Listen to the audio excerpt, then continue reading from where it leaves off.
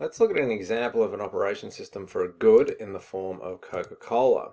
So we're going to base this on the National Geographic Mega Factory show, and we're going to pick the one for Coca-Cola, and there's a link there to it on Daily Motion. So we don't need to be experts on how a Coca-Cola is made, but it helps us apply an operation system to a case study, or if we get asked on the exam for a case study example, we can use this one.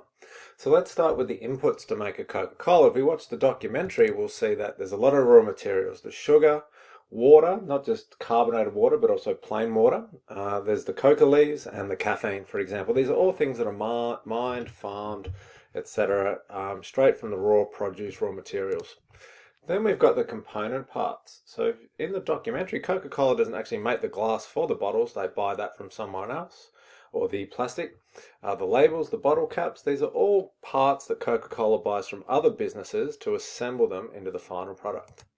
We've got the basic utilities. The plant uses a lot of equipment, so therefore it uses a lot of electricity. And the actual biggest ingredient in Coca-Cola is water, so we need to access that.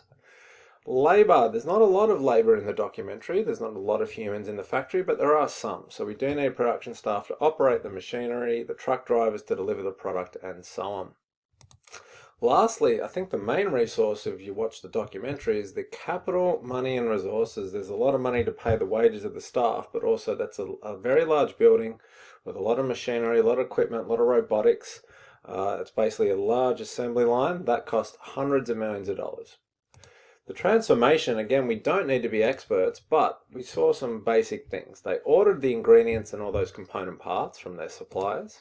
Then they had to store them. Then they mixed it into the Coca-Cola formula, which they don't tell us what that is because that's under patent and a secret. And then the additive formula to the water. They made the plastic bottles, and they're made from smaller little preformed plastic tubes. The Coca-Cola turns them into bigger bottles on site.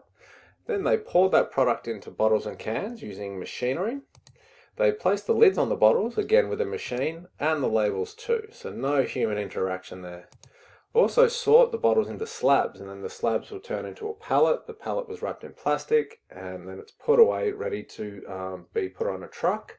And again, no human interaction there, it was all done by machines. And then the product is loaded onto trucks to be delivered to their customers. The final output was a bottle of Coca-Cola, so that is a good, and that's tangible and standardized. Every product was the same. Production and consumption are separate. We didn't actually see anyone consume or drink a Coca-Cola in the documentary. It was just about production. These bottles that are being produced will be consumed later on.